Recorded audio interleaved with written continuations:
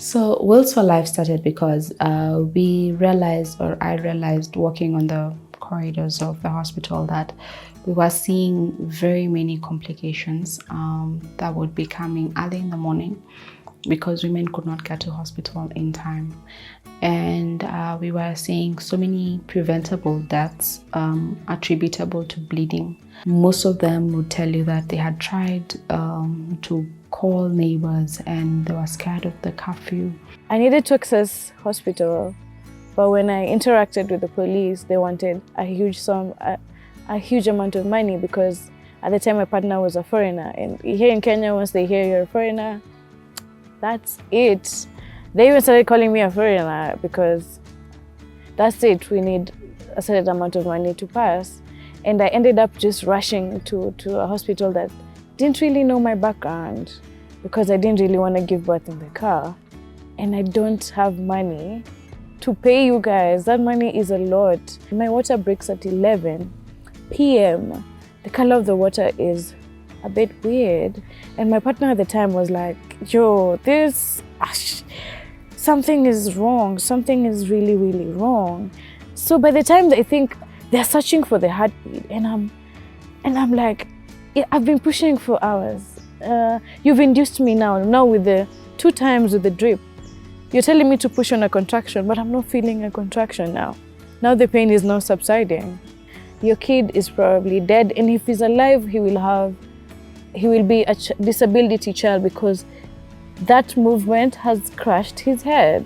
And he has a very, very bad head injury. Going online to see what was happening in other counties, I realized that it was happening in different areas of the country. I went through shock when I lost the kid to a point I could not even cry. And you see, I can't even be discharged if I'm not showing emotion. So the doctor is like, you lost your kid, but I'm like, no, I didn't. So I went through a very big, bad traumatic shock where my family is crying, I've lost the kid, and I'm literally looking at them like, why are you people crying? My kid is just sleeping. And you see, it's very heartbreaking, them breaking it to me again and again and again and again that, yo, we don't want to lose you through this episode and this is the reality. And I remember going to my colleagues and asking them, what do we do? And the answer was, the government should. I would suggest a bit of education to the authorities that some cases are not civil or criminal cases. Some cases it's really, really a life or death situation and it's an emergency. At the end of the day, I'm human, you're Kenyan, I'm Kenyan. I need medical attention. Whatever you're asking me in between, I need medical attention right now. This is a life or death situation.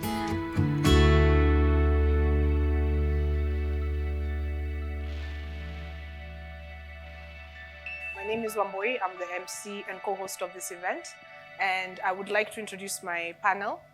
We have Sharon Obara, who will share her story. I don't want to give people, but she has a very beautiful story to share, and it's on UnMothering The Woman on YouTube. So if you want to watch it later, it's there.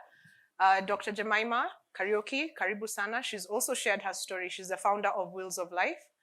Margaret Kilonzo, who's a community health worker, welcome to the panel. And Grace Petrine Omondi, Dr. Grace Petrine Omondi, thank you. She's a pediatrician and she'll be giving us a perspective of medical care from the side of looking after our little ones. Thank you very much. So we'll begin by anchoring this conversation with Sharon's story. I don't want you to share all of it, but I want you to share the bits that help us discuss how the system let you down in your time of need. Thank you, everyone. It's such an honor to join you guys here, and it's such an honor to meet so lovely, wonderful people. Thank you for the ladies in my panelists and the previous panelists earlier.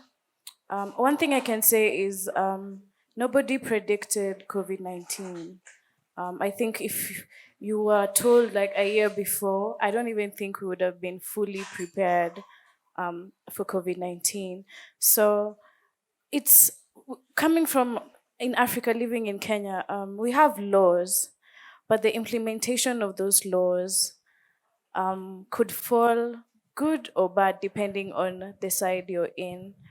I did not predict anything would have happened to my baby. I think as a mother, once you realize you have a kid, the first thing that comes to your mind is, I will do everything to protect this child. That's where the maternal instincts start from the moment you know you're with child. So having to meet very uncompassionate um, implementers of the law, it was very unfortunate that they could not realize the gravity that I needed in seeking medical attention. Um, I happened to go through the system where I decided to use government insurance, which was Linda Mama Initiative. And Linda Mama Initiative, when it came out, it could offer equality to everybody. Anybody would enter any health center and you could actually um, guarantee medical attention.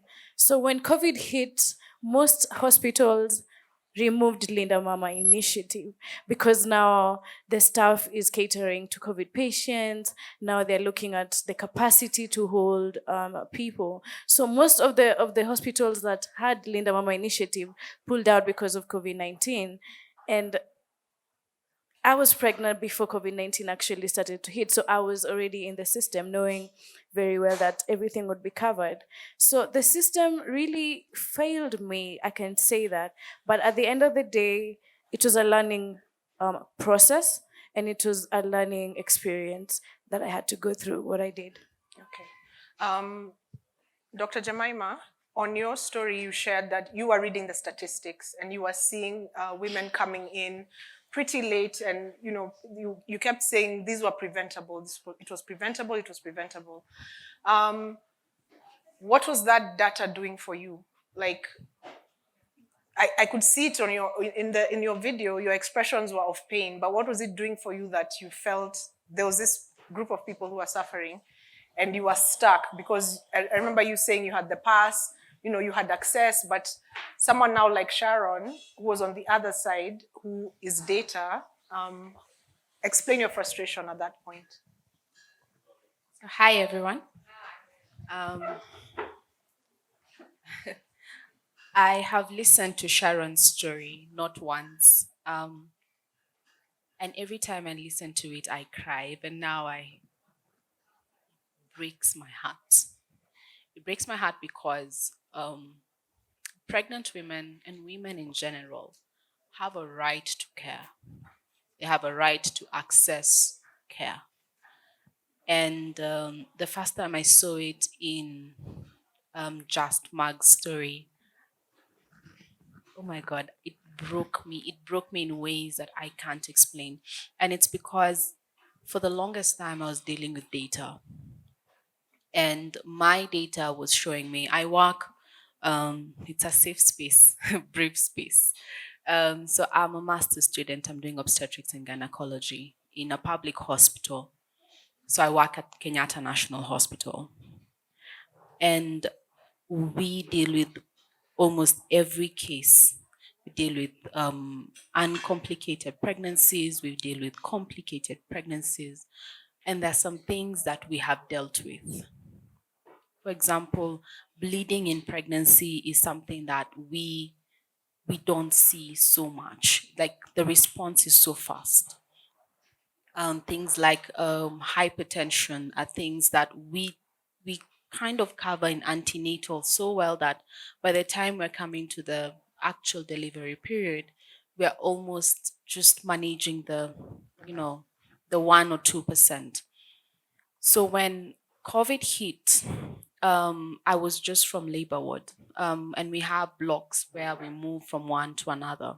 And it was by God's grace that I was dealing with maternal mortalities. It was actually not my role. And I remember my colleague insisted, and his point of insistence was just get it done with and be done with that bit. I was like, okay, there's nothing I'm doing. And I was tired of people clapping for us because we are health workers and we are frontliners. And I was really tired of that crap because I was in the house most of the time. We collapsed most of our duties to leave just the emergency bit. And I was not taking care of emergency bits at the time. So when I went to the ward and I met so many mortalities, all of them bleeding related, it didn't make sense. The other thing that I noted was I am not a social media person. It's taken me so much time in the last 2 years to try and get it. But I'm learning. So in my boredom, because I was not in the emergency sector at the time, I finished Instagram and then I finished Facebook. So now I was on Twitter. I was that point. So I'm on Twitter and I had not understood the app. I'm still understanding it. But someone was tweeting about noticing so many pregnancy related deaths. And it wasn't clicking. Like it really wasn't clicking for me. The one reason why I do maternity and not pediatrics is that I can't deal with death. I'm not good with death. And I love bringing life. And pregnancy is the one thing that you're assured every 9 months I will be dealing with a new life. And death is inevitable, but when it's preventable, it's something that's so sad. So we were dealing with, they were also seeing mortalities from bleeding. From? Bleeding. And I remember one lady's story that crushed me because she delivered at home alone in a village. I mean, a village is like this. If I'm screaming from here and you're there, you can just as well as come in. So why didn't the community respond? Which is a good question that you'll allow me to pause you so that you can ask Margaret. Margaret, welcome to the panel. You're a community health worker, so that means you're the one that Dr. Jemima is asking. You're on ground. A woman is screaming. And also Sharon did mention this story as part of her video, that women were dying in their homes. And Dr. Jemima has asked a very good question. How is someone screaming? Because childbirth scream is, it's unique unto itself. How are people dying? What happened on ground when COVID hit for community health workers and volunteers that would have caused such a situation to happen? Okay, thank you so much. I'm Margaret Kilonzo, a community health worker. Before I answer that question, I want to tell you what we really do. We were selected by the community, and before you are selected by the community, you should have that passion for those community. You can't work in that community because if you don't have that passion, because it's a volunteer job, we are not paid anything. So during COVID-19, things really changed. It is not like before. Now, even here we are talking about pregnant women who are mature. What about these girls underage? Most of them were defiled. They became pregnant and they didn't know what they were doing. In fact, they didn't know. So there was also that issue of if you go to the clinic, you will contract COVID-19. So most of the women Stayed away. didn't want to go to the clinic. Also, people started fearing each other. That's why she's talking about somebody screaming and nobody's helping them. Because if you go to the community right now, like Kibera, I'm talking about Kibera, it's just a cube. And so many people are staying in that house. You might find 6 people, and a mother is delivering it there. Imagine, and maybe someone in between us COVID-19. But in real sense, community health workers were just active. The only problem was they didn't have PPEs, of which even they were taking care of themselves. So it came into a situation which was very bad, even gender-based violence. Men became rash.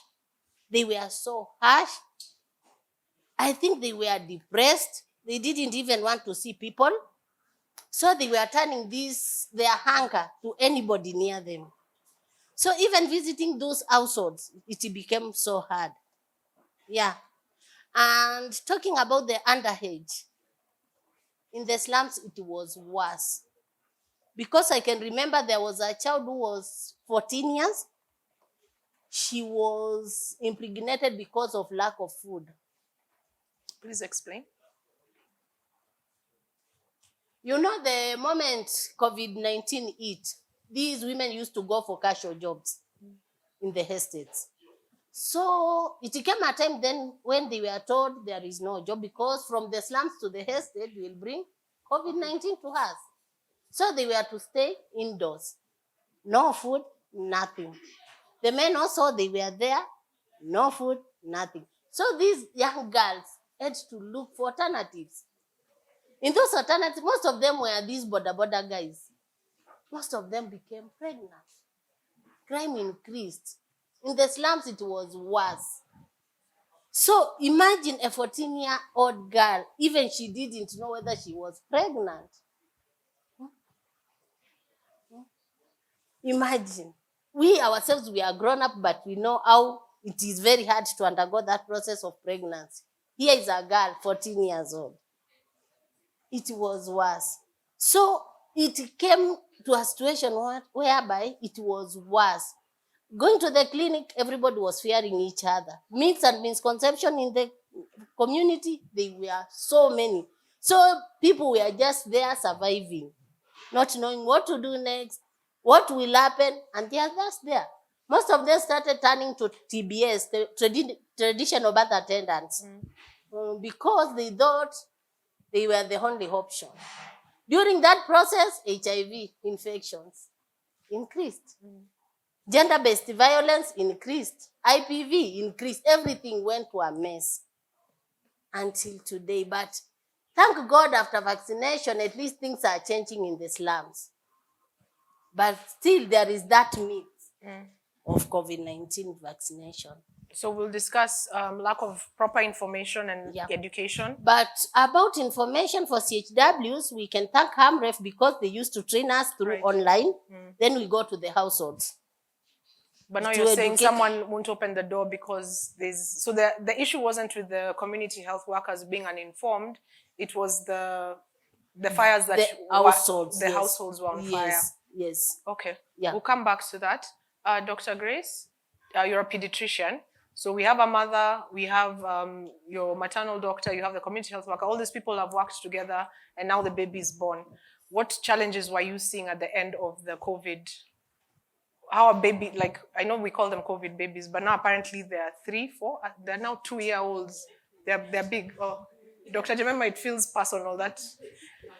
Yeah, so they're no longer COVID babies. But what was happening in that space? What were you seeing on your end as a pediatrician? So on our end, things were slightly different because when COVID began, it was affecting mostly the older people and less of the pediatric age group, simply because of what I'd call the biology of the human being at different stages in life. So we find that in terms of shifting workforce, in terms of shifting resources, almost everything was going towards COVID. Like, you see, maternal sector was neglected, adolescent health being neglected, so many things. We're just focusing everything about COVID. And now in that space, we find that now we were getting, like, when mothers are pregnant, some of them were having COVID. And Jemima can attest to this. For some of the mothers, because just the fact that you're being a pregnant woman reduces your immunity, that made them a vulnerable population. And by extension, the fetus or the baby. And for some of the mothers who are able to make it, you find that they had that the postpartum depression, the postpartum blues, and all this would affect the baby in the sense that the mother was psychologically, maybe can we say depressed, or was not well at that point. So that in itself would affect the milk production for the baby. That already, number one, is a stressor. And then the fact that, as Maggie had mentioned, having the lack of the proper support from, your closest family, your friends. You really want to see them. But then again, these people are also thinking, what if I have COVID and I carry over to her? She's vulnerable. She has the baby, So that was also something else that affected this whole situation. The mother now has, I'd say, a double stress, which also now filters to the baby. And now you can imagine if this lady was in a space whereby she had a partner who was probably violent to her, or he's also going through all the emotions that she's going through. The guy is there thinking, I don't have a job. How am I going to support this family? I have a new baby in the house. I'm supposed to be the man over here. What am I supposed to do? That becomes another stressor. So that is one way that it filtered on to the baby's side. And then for the mothers who had lost their lives during childbirth because of COVID, they would come. Sometimes they have severe symptoms that they would be delivered emergency. So sometimes you'd find maybe their babies would make it to term. There are those who would have to be born earlier. And when they're born earlier, if we start talking about the financial implications on that family, we've talked about Linda Mama here, that you see it stopped being functional, more or less. And then we're finding initially, in the initial stages, insurance companies were not covering COVID. So here you are, you're a pregnant mom, you've come with your partner, and you have to go give birth because of COVID. COVID is taking the mother the other side. We have to save the mama and the baby. So that in itself, when you're being told that you need a deposit of 500,000, when you're being told you need a deposit of even 100,000, not many Kenyans can actually remove that out of pocket, you see. And so you find that the baby will be saved because, again, we want to be able to give emergency services, and not just because of your financial capability, but it is the right thing to do. It is human to do that. Save the baby, we'll talk about these other things later. And then the baby is born. When the baby has been born, let's say the mother passes on. Now there's a load on the man, on the family that is left behind. He's wondering, how am I going to take care of this baby? My wife is not here.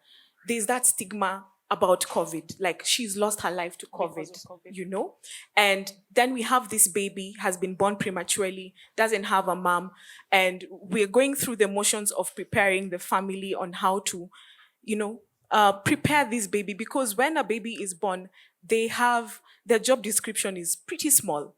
Just learn how to breastfeed, learn how to cry, learn how to poop, and you learn things along the way.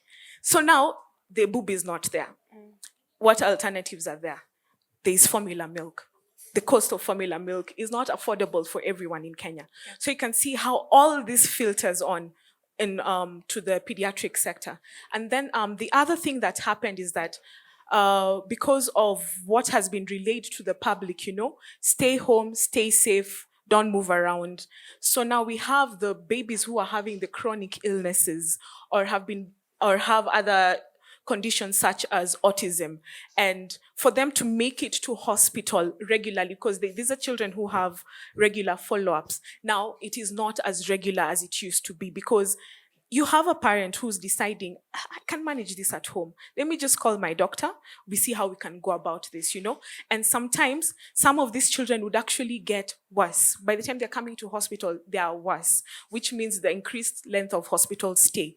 And you're finding that the police were making things a bit difficult for patients to be able to move around, because emergencies don't decide, it's lunchtime, let me pop out at lunchtime. No, it's any time. Yeah. It will come. And for some weird reason, it tends to happen a lot at night. At night is when things are emergencies. Which is actually Sharon's story, that my heart broke when you said you did everything. You took your supplements, you ate properly, you did everything you were supposed to do. And then this situation where we're talking about implementers of the law being the reason that everything spiraled out of control. What for me in that space you spoke about was your partner, that he had the strength to decide if it was you or the baby. That's a very difficult decision. What role do you feel present and active partners play in that whole situation that you went through? Where do you see that coming out as a strength?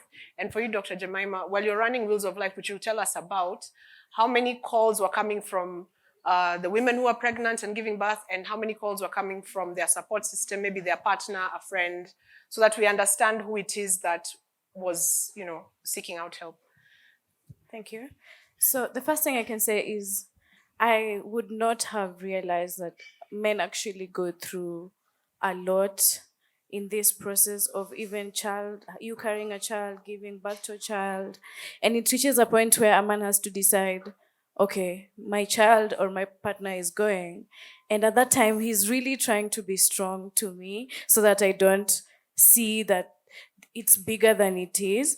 And him not being a Kenyan didn't really help the situation because they would not understand each other with the implementers of the law. We are not even understanding each other at this point. So him as male, he was affected the most even through it, even after it, because he felt like he didn't do his part. And it was hard going through grief together where we are both going through grief and he's blaming himself, I'm blaming myself. We are not communicating properly. We are blaming the system. We had a lot of blame going on. And it's during COVID. We can't go outside or on holiday or on something to like ease. We are confined in the house.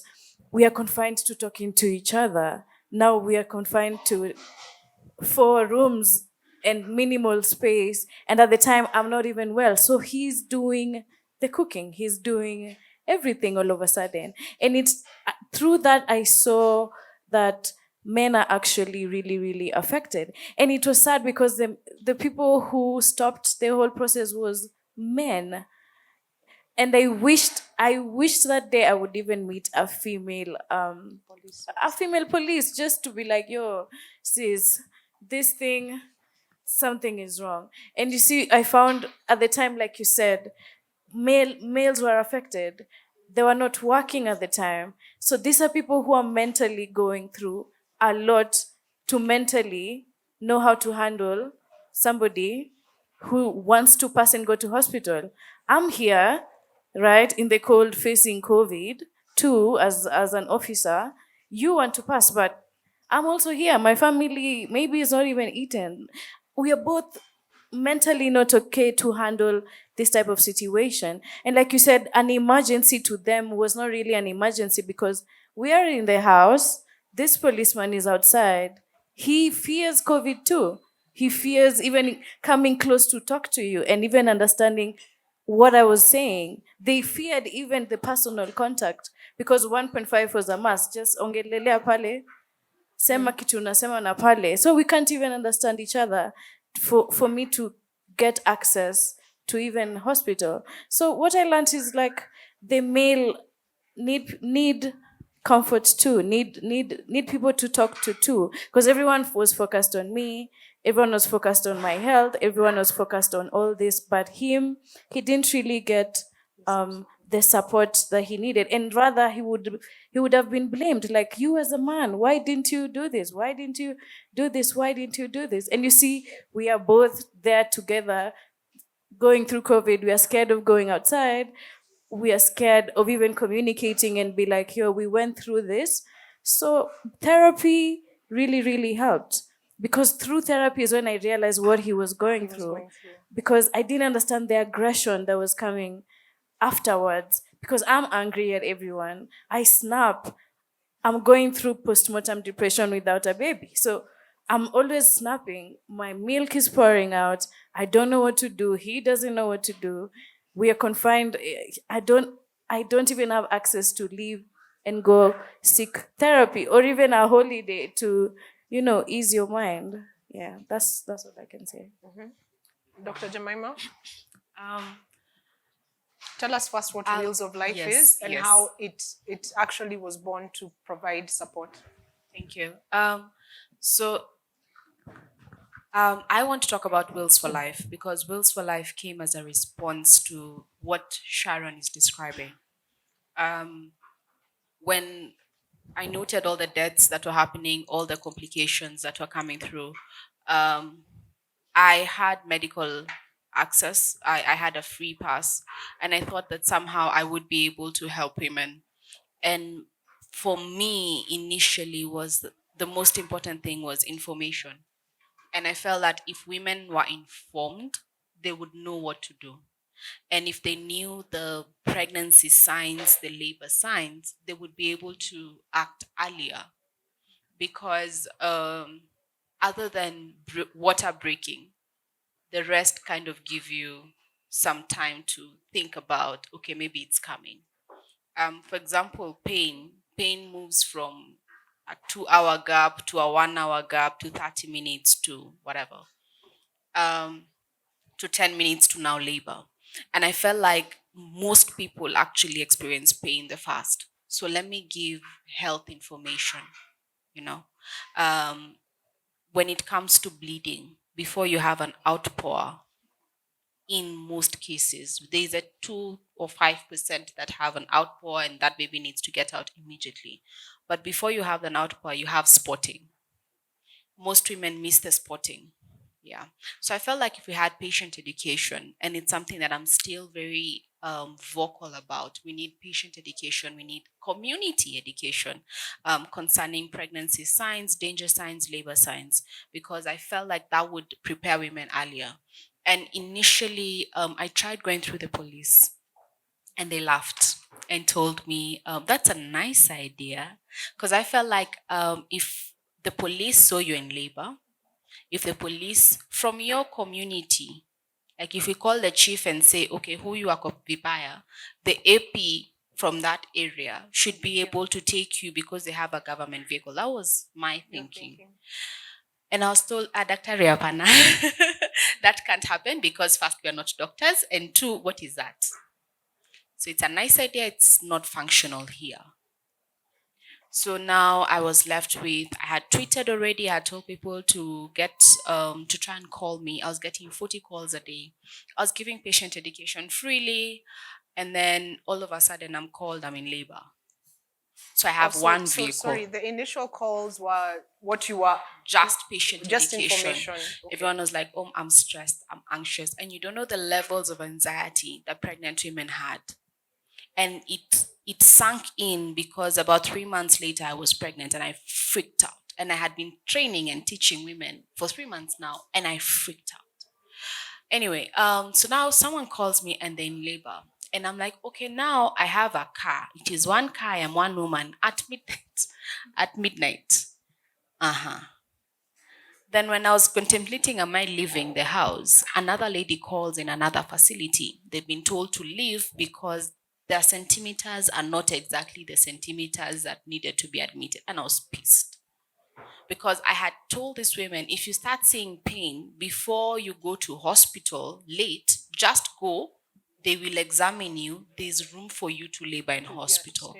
So that they get to hospital, and at 7 p.m., which is the curfew hour, they're told to go back home and do what? I was so mad. Anyway, so now I have 2 women in labor in different areas, and I need to sort out both. And I tried getting ambulances, and my God, it was such a problem. First of all, they're very expensive. 2, they're very inaccessible, to the point that I, the doctor, am saying, okay, fine, send it, I will pay. They're like, okay, but we can't send it without a referral. I'm like, are you bloody mad? This patient is in one place, needs to get to the other, and you're telling me to give you a referral from where? I'm in the house. Anyway, so I started using cabs. And I reached out to different organizations, because now I'm getting 5 calls of people in labor. I've sent out 5 cabs, 10 cabs, 20 cabs. I'm like, I'm going to get overwhelmed. There's a lady who called me from Samburu. I could not make out the location, leave alone where the hospital is. So I knew I needed help, and got 2 different organizations, AMREF, Health Africa, I'm happy they're here, and different KHF, BOLT. There's so many partners, Rescue, the ambulance team. And I was telling them, okay, fine, this is my idea. If a patient calls, they're able to get hospital as soon as possible. They're able to get a doctor's triage. So I had friends who agreed, and we're all obstetricians in training third year now. And they were willing to freely talk to these patients. And remember, it's at night. So we were covering 24-hour shifts. Day and night, women are just calling. And we would dispatch now cabs, dispatch ambulances for free. And we had a toll-free center, which is still active for pregnant women. And that is still ongoing. And what we realized was about of the 100% of women who called, only 20% needed transport. The rest actually needed to be talked to. The rest were saying, I had gone to the clinic and I have no idea what I was told. I went, it was closed, you know. And the 20%, we thought 80% would require a cab because they had called early, and 20% would require an ambulance. What happened was the inverse. Yeah. 80% required ambulances. Why? They would call at the last minute. And even after starting the initiative, I've gone to hospital and I'm meeting a lady with a 4th-degree tear. My God, a 4th-degree tear means she tore, I will use the biological terms. She tore her vagina. It went down to the perineum. She tore her anus. She was an open book. I kid you not. And this is 4 months after we started the program. I couldn't make sense of it. And I'm asking her, okay, why didn't you? And then she didn't come to hospital the next day. She's coming 3 days later because when the baby died, she was not supposed to give birth. Normally, she didn't have the space for it. The baby came out tired, died within 10 seconds. 10 minutes. The husband is crying. This is now, they went to the hospital, they were given a tetanus injection and sent back home.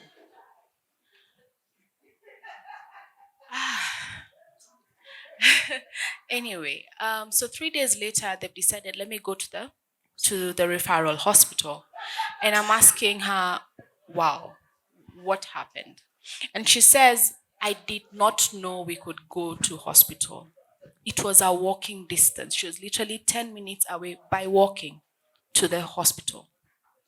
But she was scared, one, it was closed, and two, that the husband, not herself, the husband would be beaten. Oh, because at that time Because that's what there was the police everywhere. And I was like, okay, this can't happen. So we sorted her out. Thank God, she's fine now.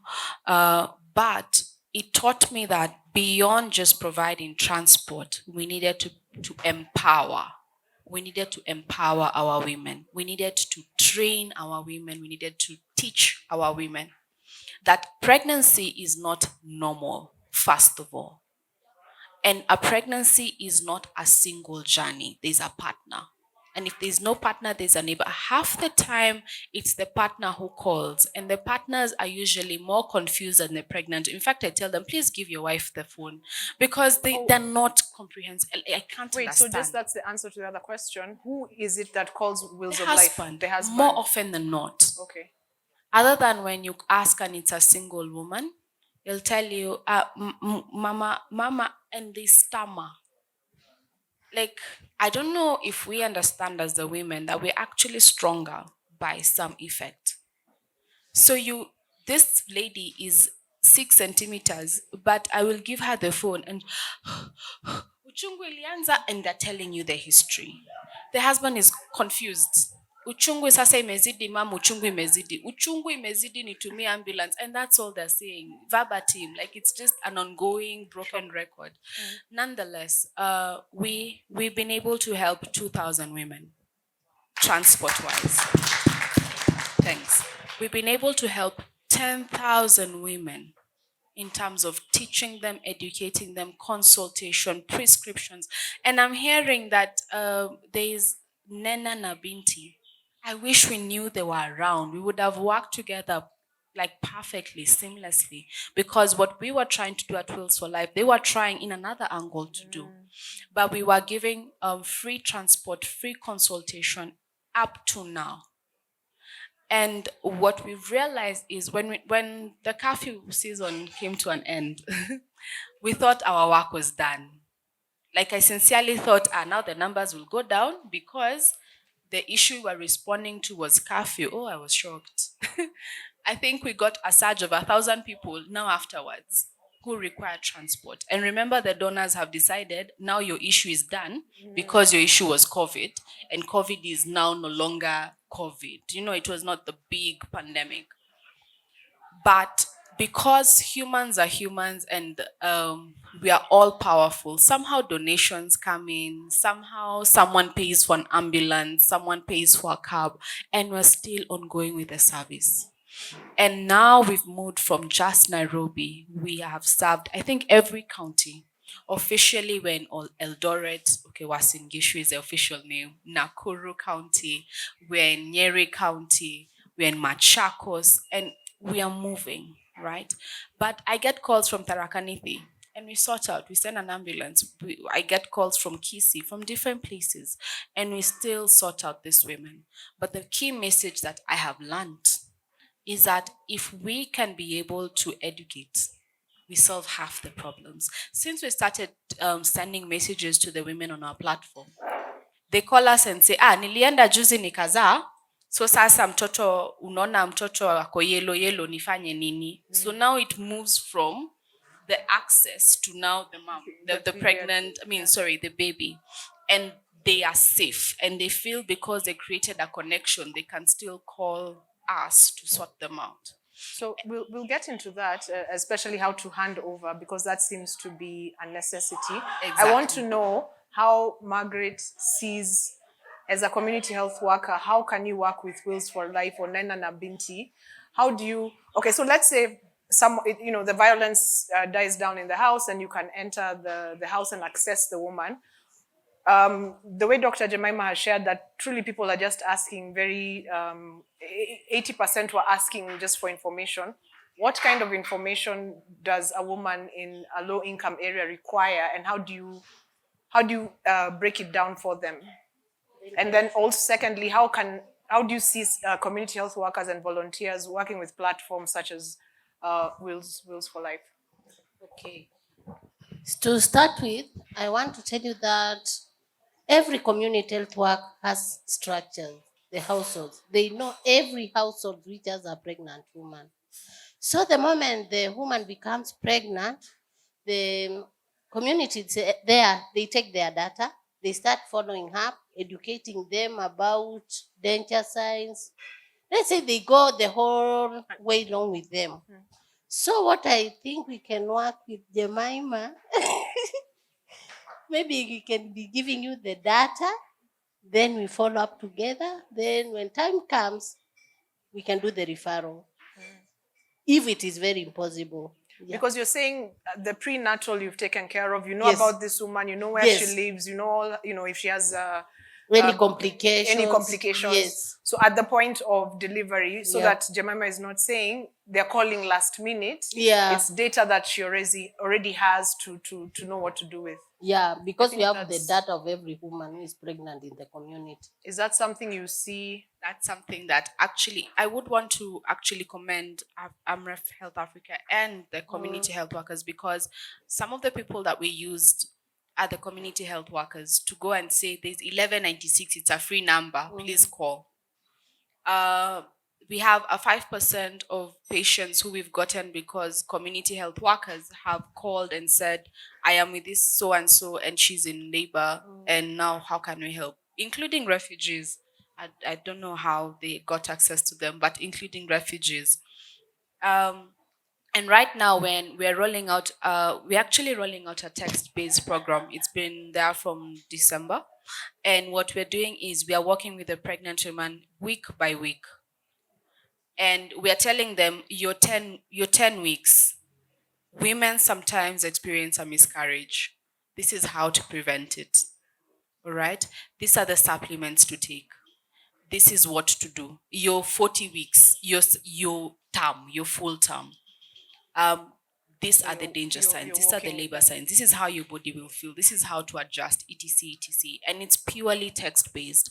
And the enrollment is through USSD, where we realize not everyone has access to an app, unfortunately, but everyone has a kabambe or has a friend with a kabambe, right? So they can register.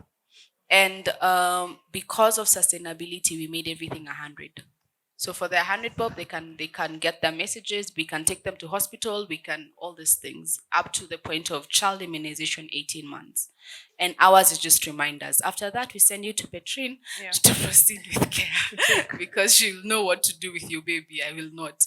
So just before that, Margaret, you said that every community health worker knows a pregnant woman in their community and is working with them. Yes. I want to ask Sharon, did you know that this was available to you? And where does, because to be honest, sometimes it feels like when you live in the city, there's no community. You're just a block of apartments or houses or, So where is how do you know that you have access to a community health worker who can walk with you through the journey? So first, did you know that you can access a community health worker or volunteer to walk your journey with you?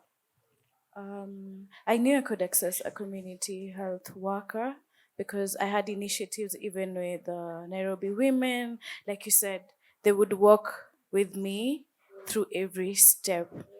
But my question is on the day of delivery. Like you said, so many information you're not told. I think you're told that your water will break, you're going to push, the baby's going to come. But you're not told of the warning signs of if your color is different, that type of information is not out there. So it's more of the preventer to prevent so the baby comes safely.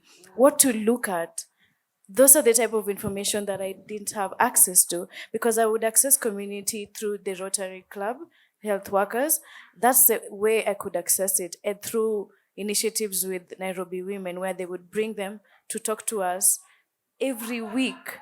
But I could not access them when it comes to that day on delivery because the curfew was at 6 and everybody was home. So even if I could go back to Nairobi women, they needed to contact the community health worker to come. So I didn't have that information where I have the number on call. Like I'm going through this right now in this car, this baby is coming. I didn't have that call where I could call because I had very less information about it. I was prepared, everything to do, what to check. I was not prepared on the things not to do. I was not prepared on the things I should be, the things I should note. I wasn't even prepared the information where when your water breaks and you don't deliver in 30 minutes, you need C-section. I stayed after my water broke for 5 hours. I didn't have this information because I just knew, okay, my water will break. I'm expecting contraction. But what if I don't have contractions? What if my baby is not kicking? I'm just going to wait for I'm going to listen to the practitioner like Petrine. Petrine will tell me, it's okay, be calm. And then there's this narrative where you're a new mom and the health workers are not really that kind to you. They're just, it's your first time, unalia sana, relax. Unajua, maybe unaogopa, you're scared. You don't know what to do. It's your first time. Just listen to me. What if I listened to like Petrine and everything went wrong? Because I didn't even know the health worker was not that qualified. If I had this information and if I had this access to this worker, even in groups, even in like university based where women get pregnant in university too, if they could even come to university and inform people around that this access is there, I would do it. And the stigma that was happening where you have a child, you're not married, there's so much stigma that people don't talk about, even from my close relatives. You see, so if I knew what not to do, I would be careful and watch out and note this color is not the color that I expected. How come I am staying like this, waiting to reach 10 centimeters, and it's 5 hours later? This kid has no oxygen. I didn't know that information. I'm trusting the medical practitioner. So even if we could have ways of verifying the medical practitioner that this person is actually qualified to even undertake this, I was not supposed to deliver normally. I was supposed to go through C-section the whole time. My baby was 4.2 kgs, 41 weeks full time. There is no way I was going to push that baby out. And this hospital, if we would have a way, even somebody can access your information, just by a number or something. I know this is the hospital you are going, you've taken these supplements, these are the issues you had during pregnancy. I can get that information even if you just to walked another in as an hospital. emergency. Yeah. So it sounds like the handover between prenatal and the delivery. Dr. Petrine, what do you think about that? What do you think about that gap that has been mentioned? Can you hear me? Okay. So, first of all, I just want to say thank you so much for this forum, because even I, as a medic, I'm overwhelmed.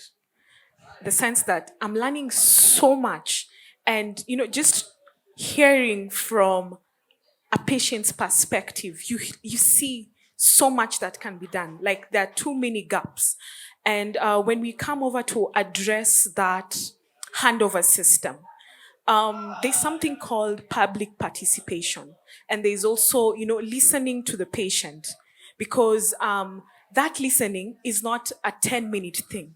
It will take time, you know and it's not just a one-off consultation. It is multiple, and it takes for someone to be very attentive, and also just be willing to step out of your job description of, I work from 8 to 5. Past that, I'm not taking any phone calls or whatever it is. Yes, there's this whole thing that has come up: protect your space, protect your time. But for me, being in this forum right now, I'm just realizing, oh my God, now I'm really understanding even better why a doctor's phone can never be off. Much as you want that time to yourself, their lives also at stake. And for those gaps, just as she has mentioned, one of the ways in which the healthcare system can help, Kenya has very good policies in place. If you take time to even go through, read them, they are beautiful. Sometimes I get shocked. I'm like, oh my God, we have this. But its implementation, as it has been mentioned over and over again, is a bit of a problem. And it will also take teams to work together, such that, unfortunately, we have few doctors within the country, because the ratios, if you look at what WHO recommends versus what is on the ground, it's totally different. So I will go to work, Jemima will go to work, and you enter and you're seeing, okay, I have 50 patients I need to see before the day ends. And if you take too much time with one patient, the next one on the queue starts getting agitated. Then you probably have your boss who's walking around and telling you, Doctor, you're taking too much time with that mother. And Yet her story is it's relevant. exactly, Yeah. she's trying to tell you something, and it's that trying that you pick those things. Like, for the fact, like, she did not know if the water breaks and it comes out this green color, you need to deliver within this time, otherwise the baby can die or have severe brain damage. But if she doesn't get that information, once the baby is born, can either die or have that severe brain injury, then this is a mother who will be stuck with a baby who has probably cerebral palsy. Palsy. And now she starts blaming herself. I didn't know, I wish I knew. But the person who would have helped her with that wish part would have been me, would have been Jemima, would have been Margaret in the community. So one of the ways we can actually do that, if my biggest wish would be, I wish we had more healthcare workers within our country. Train them, and then when now the job begins, allow patients time. Allow patients time to speak.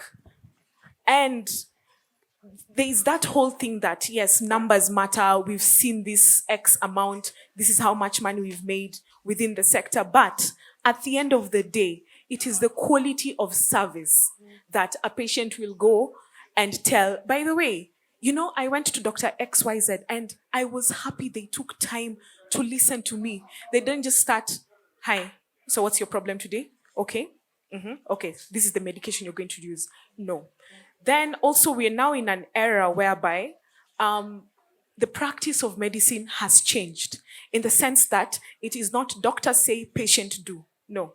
Nowadays, we have conversations. The patient has the right to information. And I, as a healthcare practitioner, I have the duty to the patient. I have to give you the information. And as I'm giving you, I'll always tell you what I know to the best of my knowledge. Sometimes the time will never be enough for me to tell you everything. But there are other ways I can support you. Yes, I can tell you, oh, by the way, you can use this resource. Let's say like it's a pamphlet, Do we have those? I know the maternity sector does really well in that. Watch out for this and this and this. Do we have line phone numbers that they can call in case you have other questions? They actually do exist. Even emails, if you check those brochures and all that, they're there. And then now social media has taken a huge, huge, can I say, duty in trying to educate people. Like when you're online, take some time, learn a bit more. Apart from the TikTok videos we do, the reels and all that, they're good. Have a laugh. Yeah. But once in a while, get a bit more information about, oh, by the way, be a bit curious, because that curiosity might just save your life. Yeah. And every time, no doctor knows everything. I have learned so much from my patients. And when I don't know, I'll actually tell you I don't know. I'll go read up about it because I don't have all the knowledge. Everyone has room to grow. So those are some of the ways in which we can be able to make sure that this handover can be a bit better. Yeah. Just before I'll give you a chance, I want to wind down so that we can, because this conversation, I feel like suddenly we could do 3 hours. So we'll find other ways to continue the conversation, but I want us each to wind down. Sharon, I'd like you to tell us about your healing process and how, because, maybe COVID is the first of many things that will make us shut down. We don't know what's coming, but you had to heal on your own, and you had to heal with your partner, and, and still in a COVID situation, as you said, you couldn't leave the house. So tell us about what you learned healing in that environment, and then how you feel other aspects can be put in to support. Like Maggie said, virtual is good, but it's difficult, So tell us about your experience in healing as you wind down, and how UnMothering or any platform that exists can help mothers in that space where they've lost their child and they're going through all forms of grief, and and still going through COVID and a lockdown and no access to other people.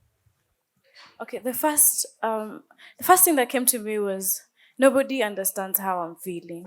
I mean, I felt like nobody can understand. And social media was very good because when I put out my story, I realized somebody like just Maggie had gone through the same thing. So at that moment, I started talking to her like, I'm feeling like this. What did you do?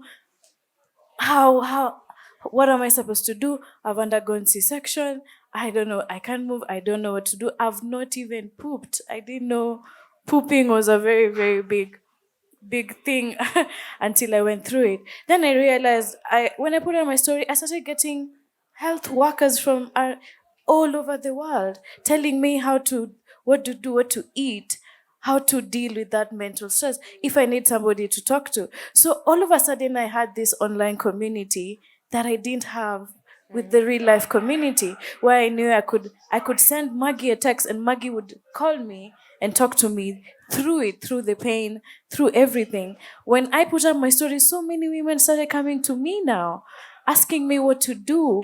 And through that, I started getting encouraged, like, oh, I'm not really alone. These are women from all over the world, China, Vietnam, different people who are going through the same thing or even worse. And they're like, I saw your story through Maggie's page, Maggie's Motherhood series, and I decided to now start getting up. So I found sisters online. I even found professional health workers who are known like in social media, and they'd sit down with me for an hour and be like, talk to me about it.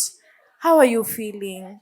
Because I was numb. My whole area was numb because I went through emergency C-section. So my stomach was numb for months, for a very long time. If I didn't have, now I started looking for the information because I said, I'm not going to use lack of information as an excuse. I'm going to use it as a learning process, and I'm going to use my platform to, because I was not feeling pretty, because my body has just gone through this for nothing. I remember I kept saying, I went through all this for nothing. I went through all this pain for nothing. And that small online community, online therapy, which was accessible and free at the time, and ready to listen to me from a different part of the world, and understand, and even switch to somebody who understands my language, because I would get so angry and become a Kenyan and start going in my Luo mother tongue, and I'll be like, okay, now we have to switch to somebody who can understand you, because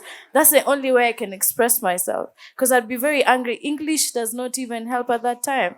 At that time, I am a Luo woman and you're not understanding what I'm trying to say. So those putting out my story and having the courage of, this is what I went through, this is what I overcome, and we can do it together gradually. We are here for you for free, no payment, no judgment. And I was shocked, because in the industry I'm in, we get so many judgment all the time, and I got so much support. I got even now local people to support me through my story, because they just see me and don't understand what I went through. But the moment I opened up about it, one lady was like, I've lost almost 7, and you see I'm fighting. And you see now I have 1 kid. I didn't give up. That helped me. Reaching out to and I remember at the time when I was doing a lot of writing, a lot of just writing in random blogs with a pseudonym, so you wouldn't have to know it's me. And I'd get response like, wow, I was almost giving up, and now I'm gonna fight because of you. And now, me in my giving up state, I'll be like, she's not giving up because of me. Now I have a duty. not Now to I give have a up duty not to as give up well, yeah. myself. Yeah, and it was a good experience, because virtually we are meeting today. Otherwise, we'd meet through our phone. You'd like my reel or something, but you wouldn't understand what somebody is going through. That empathy of putting yourself in an underage kid. I'd meet underage children who were defiled and raped and lost their kid. So this person is dealing with so much trauma. And I'd sit down as a sister and I'd be like, talk to me about it. Yes, your family is there, but I went through it. Talk to me about it. Dying is not an option. Fight, do something you love, cook, enjoy yourself in your house. Find ways of making yourself happy in your house. And I'm ready to pick the call. And through that, I decided to fight.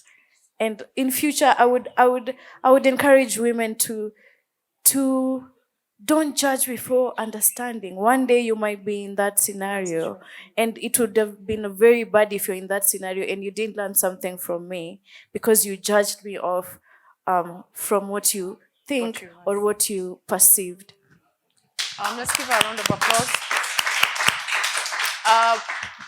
Margaret, I want to throw a challenge, or maybe I do not have enough information, but how does the network of community health workers and volunteers that are on ground, how do we get them online?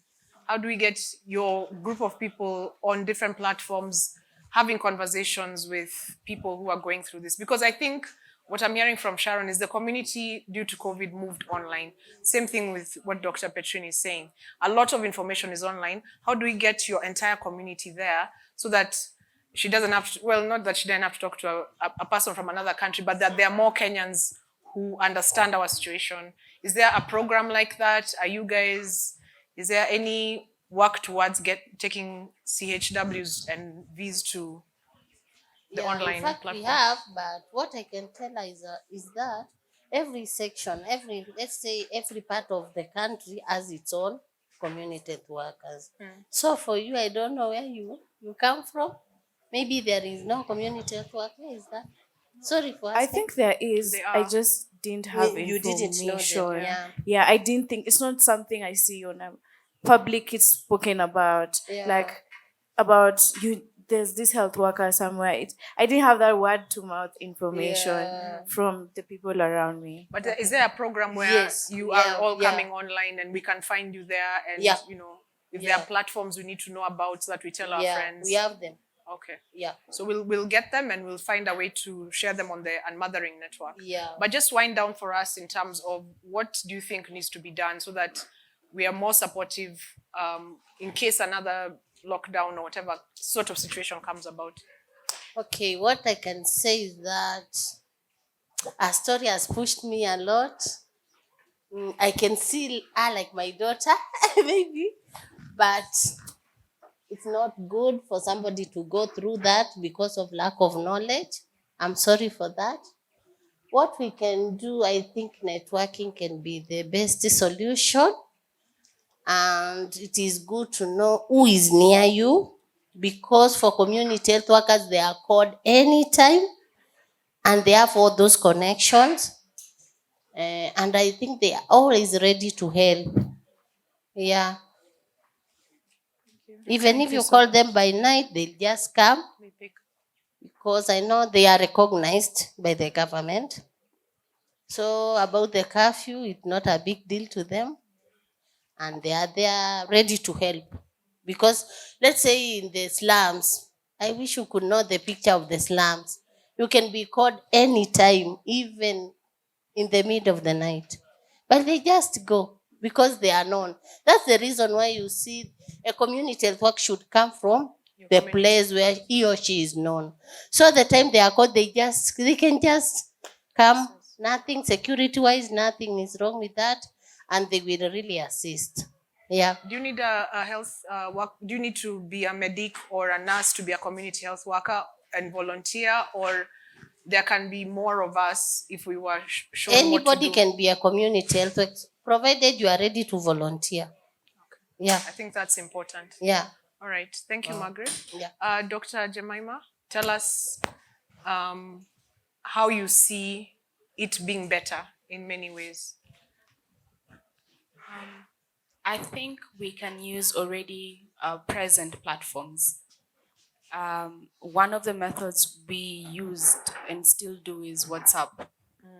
There's WhatsApp, Telegram, there's newspapers, there's radios, there's messages. We have so many platforms that we can use. And we have so many healthcare workers, even before we go into increasing. Because a healthcare worker takes about average 3 to 5 years for you to get a nurse or to get a doctor to move on to other higher cadres. But the knowledge base that we have currently, especially now with digital health, as we go into telemedicine, as we go into telehealth, is becoming more readily available. And it is health at the convenience of your home, right? And there are those things that you can't manage from home. For example, you have a broken leg. I have to examine the leg, but at least I can tell you put a splint. This is how to put the splint, then head to hospital. But when it comes to especially the clinics, and many clinics were collapsed, and I'm really sorry for everyone for that, to everyone for that, because it is through clinics and the follow-ups that we kind of support the pregnancy, the baby, anyone who has anything that is chronic related. And collapsing a clinic without giving an option of what to do then leaves the patient to to look for information on Facebook or to look for information on WebMD, which is the worst thing you can do for yourself. But now with digital health platforms, most of them are free. For example, Wills for Life, you call 1196, you say you want to talk to a doctor. Can you say that number Immediately, again? You keep saying it. 1196 1196. So you call that lady, you say I'm pregnant. I mean, that number, you say I'm pregnant, I need to talk to a doctor. Automatically, you're routed to a doctor. You get. If you say you need transport, automatically transport is made available. But that information is not out there, right? And that's the problem. And I think that's our biggest headache. How do we get the information out there? There's so much, there's so many apps on babies and pregnancy tracker, and now they've started giving information. But as healthcare workers, if we can start verifying what information is out there, right? Or if we can have healthcare workers also be part of that process. For example, it is really wrong to tell you that water will break and not tell you, check if it's clear or yellow or green or brown. Yeah. And if it is brown or yellow or green, run to hospital. So to tell you, oh, water will break, then you understand. Yeah. And it's literally an additional statement. Check the color, wear a pad. Because when you get to hospital, I will not have been home with you to See look the at the color. color, but I can look at the pad and it will tell me how much I'm dealing with. Some of our hospitals, some of our facilities are failing us to an extent because of equipment, for example. It's not everywhere that has a cardiotocogram that you can come, I put you, and then we listen to the baby for 30 minutes and hear if the baby is okay. It's not.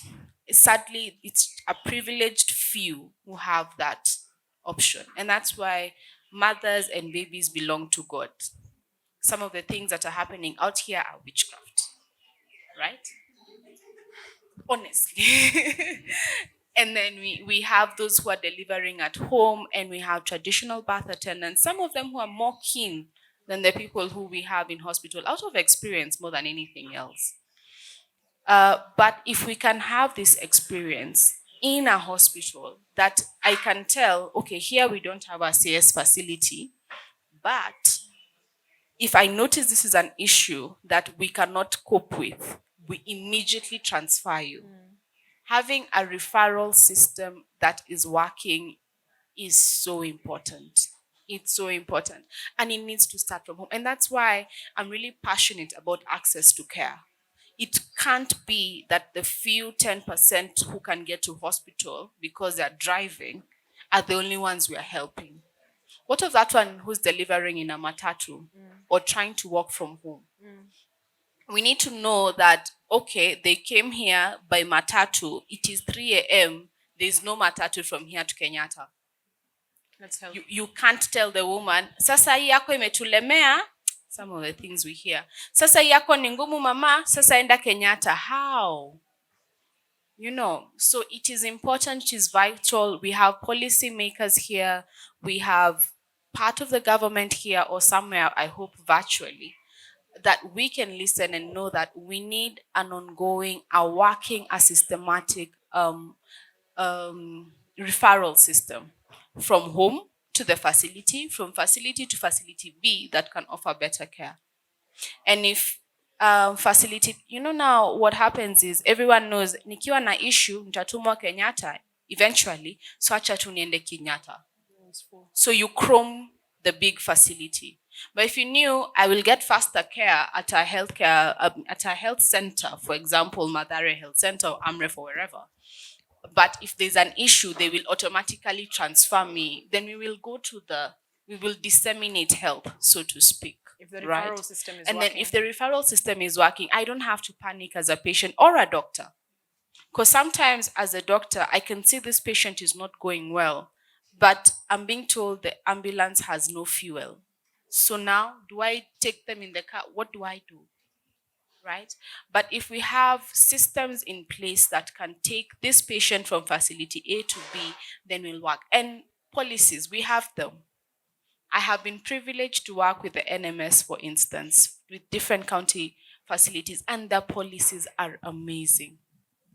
You look at that policy, and if it was working, my God, we would not have a single mortality that was preventable. We would have the deaths that, and there's nothing we could have done. Right? But now when we have such amazing policies, we have the vehicle, it has no fuel. It beats logic. Right? So let's work on the things we already have. Let's implement the things we already have. Let's work together. Because sometimes if I know that if you have this particular emergency number, you can get help, but she doesn't know, but I posted it on my Facebook or whatever, then that information has gone here. Let's have a page that is called emergency numbers and have everything there, right? That the whole country knows. If you need an issue, just go to this emergency page, go there. right? And let it not have ads, because you may just have 5 bob to access. You don't have time for ads, so simple things can make things work. If we have Nenana Binti and Wills for Life and they are working in the same thing, let's work together, right? If we have the county ambulances and we have rescue ambulances, let's match the efforts. Let's stop thinking that we are competitors. We are not. We are working together to see health come to fruition. And if we can do that, like for example, Petrine is my pediatrician on call for everything, including my baby is coughing. Do I give? She's like, no, under one, because I'm an obstetrician. She's a pediatrician. We went to the same schools. We specialize different, but she's accessible from social media, from hospital, from so many angles. She's accessible. I'm accessible in different spaces. Community health workers now marry all that info. They break it down, simplify it, take it to the community. But we've made community health workers to be those for slums. Let's be honest. Urban centers, we stay in our apartments, we stay in our floor, our house. So that I don't know who's staying in G501, for instance. So you're pregnant, we can all see you go up and down the stairs, you're pregnant. I don't even know your name. So you start screaming, we don't know which house we are going to, right? In those apartments, in those ones, remember that Mimbakumi initiative that looks very nice on paper? If can we at least have a meeting once in 6 months so that we know, okay, this one is pregnant. If you hear screams, please respond. She's called Mary. In that apartment, because the African culture is one of togetherness. The African culture has a lot of unity. This thing that came that everyone is trying to get rich alone and therefore street thieves will come and break into your house is something that came over the last 30 years. No wonder our system is breaking down. So in those, and this is a call to you. You don't need to know 3 apartments, no, just know yours. If you live in a standalone, you don't need to know the entire road, just know that side lane. Because that is your neighborhood. That's your community. That's your community. Your community is not your relative in Mombasa and the other one in Guinea-Bissau, for example. They're not going to help you. This person who's your neighbor is the one who's going to help you. And so with that, thank you so much. And I hope we can meet socially, digitally, and work together. Dr. Petrine, just now close for us. She said something very interesting. You're an accessible doctor. How do you encourage other health workers to be accessible? Because when you spoke earlier, we can go online and find information, but who verifies it for us, as Dr. Jemima has said? So talk about health workers having accessibility so that she could have just been able to call someone to walk her through her experience. Talk about being accessible, and then we can close. Okay. So when we talk about accessibility, how I look at it is, number one, it has to come from within. I may have all the knowledge, but I need to have the intention to say that I, as Petrine, will share what I have. And as I'm sharing it, I am hoping that I'll be able to help A, B, C, D. So I'd say the intention should be there. Number two, the other thing that would be important to make it accessible, support systems need to be in place. Because as Jemima, when she's explained how she came to form Wheels of Life, she has gone to the police, who at that time, they are able to move around freely, but it becomes, Doc, hapa, haiwezekani. So it falls upon her, with that frustration, to look for another avenue. So which supporting systems do we have in place? Because there is that intuition as a human being. When you see someone lying on the roadside, maybe they look like they're bleeding, they've been beaten up. Currently, how many of us would go stop and check? That's something that we need to ponder on. How many of us will be able to do that? Will we just drive by? So it needs to come from with us, because even if we have a system in place, the systems are made up of individuals. But if there is no initiative from the individuals, then the system will collapse. If we have a government that has very good policies, but the willpower to make sure they're being followed up is not there, then it becomes a block. Yeah. So it will need for all of us to stop living within ourselves and look out. Because even like for me, I have been so challenged today that as I'm living here, I'm living self-reflecting, like how can I do better as a doctor? Like when I'm on my phone, am I going to share a snippet, or this is what you can do to treat a cough for a baby who's under 1 and over 1 year old, And even amongst us as doctors, we do have platforms whereby we share information amongst each other.